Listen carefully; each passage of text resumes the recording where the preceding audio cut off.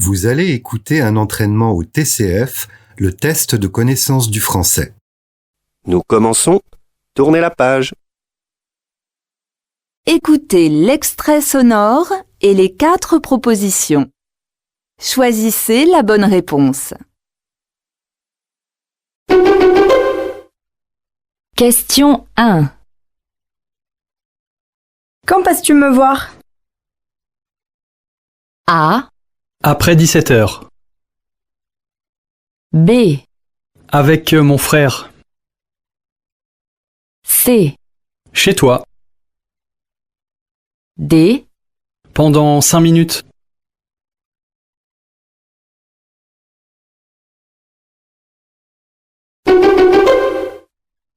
Question 2. Ça y est, je viens de recevoir les résultats de l'examen de français. A. Ah bon? Moi, je travaille dans ma chambre. B. Oh, déjà? Je vais aller vérifier ma boîte mail. C. Tu crois? Il y a peut-être une autre session? D. Vraiment? Tu pourrais réviser un peu plus.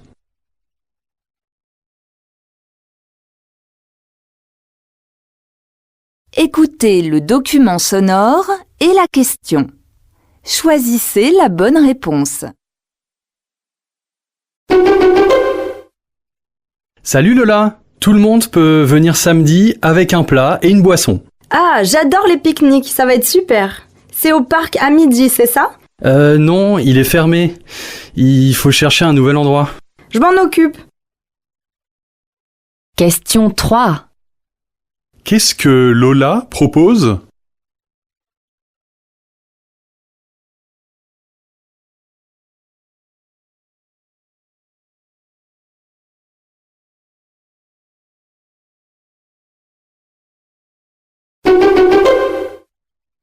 Allô? Salut Alexandre. Ça va? Tu sais que j'ai trouvé un nouvel appartement. Je vais déménager le 30 septembre. Tu pourrais m'aider? Oui, bien sûr, mais seulement le matin. Car ce jour-là, je vais déjeuner avec mon frère et voir un concert.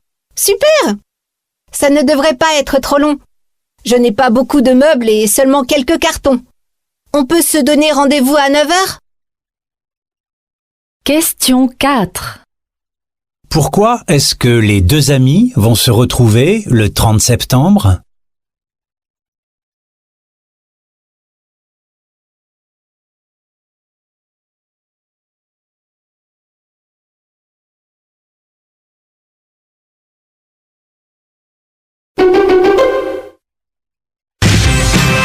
La première chose que j'ai faite en arrivant à Hong Kong, après avoir posé mes valises il y a 2 mois, c'était évidemment de faire mes courses. Donc je suis allée au supermarché comme en France et là en fait j'ai réalisé que beaucoup de produits étaient importés d'autres pays. Par exemple j'ai voulu acheter du lait et il venait des États-Unis ou alors d'Australie. J'ai trouvé de la viande du Brésil, j'ai trouvé des myrtilles d'Argentine. Question 5. Qu'est-ce qui a étonné l'intervenante dans les articles qu'elle a achetés?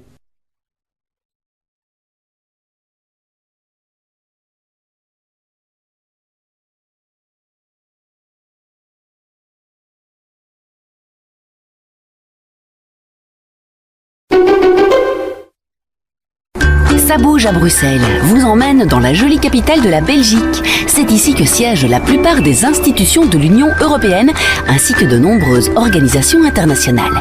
Les symboles de Bruxelles sont nombreux, Manneken Pis, les frites et les gaufres, l'atomium érigé lors de l'exposition universelle de 1958 et la Grand Place. On vient du bout du monde pour la photographier, elle est classée au patrimoine mondial de l'UNESCO. Question 6. Qu'apprend-on sur la Grand Place de Bruxelles?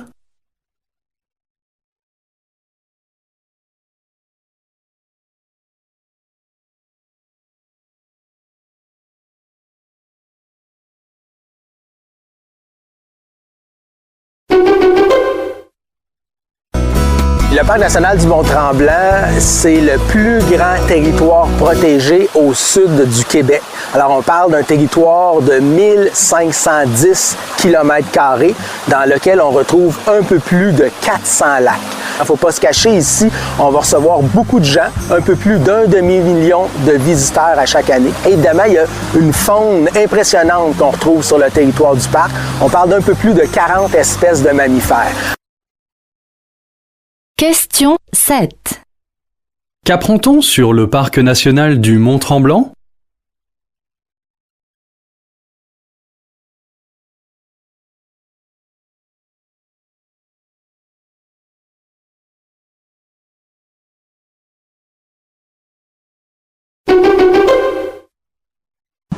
Défendre un tourisme sans avion, c'est la nouvelle campagne de l'association Notre Choix.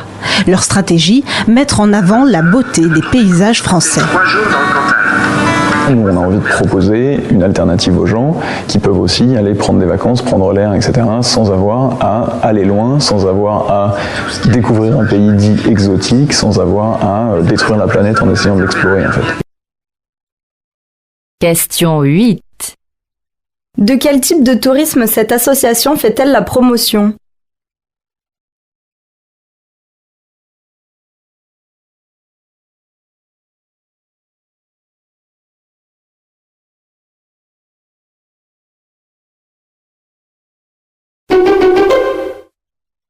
L'université française en Arménie donne la possibilité de s'ouvrir vers d'autres cultures et dans les cas concrets vers la culture française. En échangeant avec les enseignants français, avec la possibilité d'aller faire un stage en France, pour beaucoup d'étudiants, c'est la première opportunité peut-être de visiter l'Europe, de passer un stage en France. C'est la grande expérience de découvrir notre mode de pensée, notre style de vie. Question 9. Que présente la personne interviewée?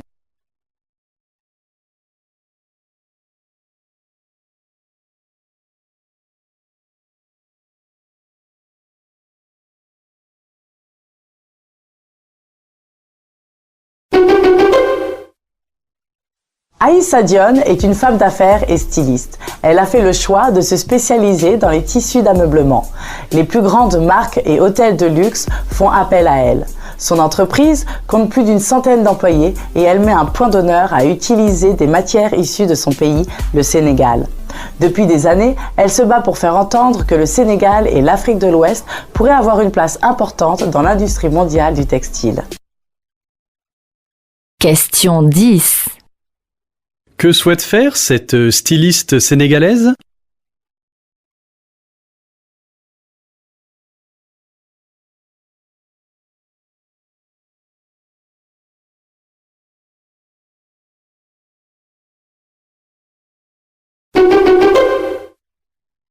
Grand habitué des dictées, le romancier Rachid Santaki ne plaisante pas avec la langue française.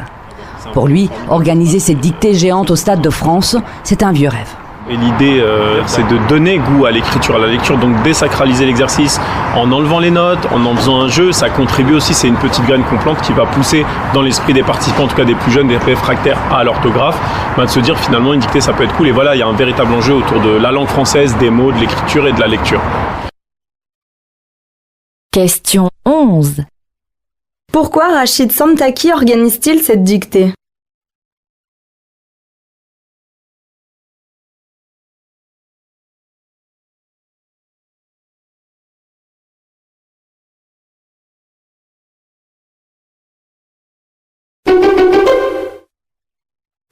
Le temps, ces femmes le prennent lorsqu'elles viennent notamment se faire tresser ici pendant des heures. Elles se laissent donc tenter par un roman ou un essai sur le droit des femmes ou de l'enfant. Colette Tossou, la patronne des lieux, n'a pas hésité lorsque la Bibliothèque nationale d'Abidjan lui a proposé d'installer cette petite vitrine dans son salon à Abobo. Et elle pousse ses employés à faire une pause lecture lorsque le cœur leur en dit. Question 12. Quel est le projet de la Bibliothèque nationale d'Abidjan?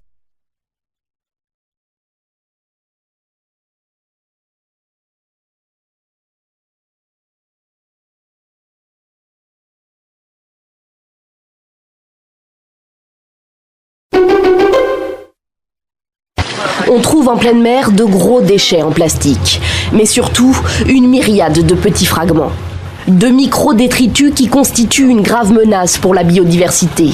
Ils peuvent blesser ou étouffer les poissons ou autres organismes marins qui les ingèrent. Les substances toxiques qu'ils contiennent déséquilibrent aussi les écosystèmes. Les échantillons prélevés par l'équipe de Patrick Dexon seront ensuite exploités à terre par des scientifiques.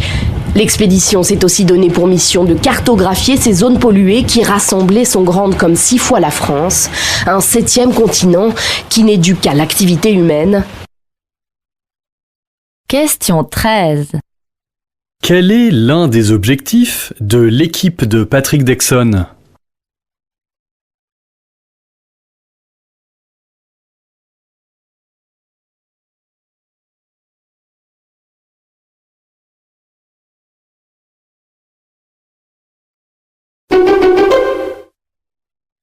La Louisiane compte 26 écoles d'immersion pour environ 5000 élèves scolarisés. Et les aventures de Boudini sont l'une des initiatives les plus récentes pour accroître encore plus l'apprentissage de la langue française. Dans son studio, Marshall Woodworth met les dernières touches au prochain épisode de Boudini. Avec un autre animateur, Philippe Bilodeau, ils ont développé les personnages du premier dessin animé en français louisianais, Boudini, Colinda et Coco l'alligator, ou comme on dit ici, le cocodrie. Je pense que c'est très sain pour l'esprit de voir différents types de personnes à l'écran, des points de vue différents, des langues différentes, mais que cela représente fidèlement cette région, la Louisiane. Question 14. Qu'apprend-on sur le dessin animé Boudini?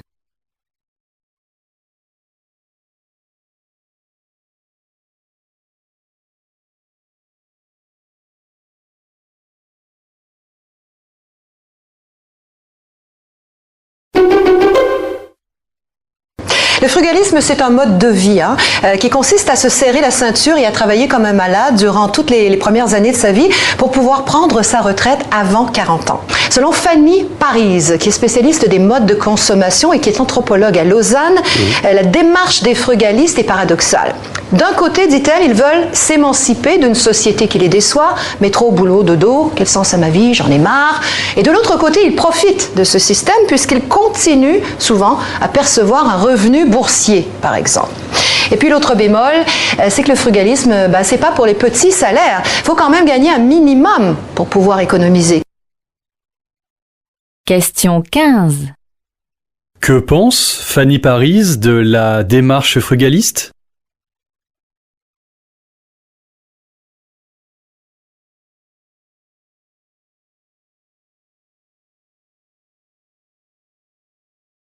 Vous venez de terminer les questions de compréhension orale.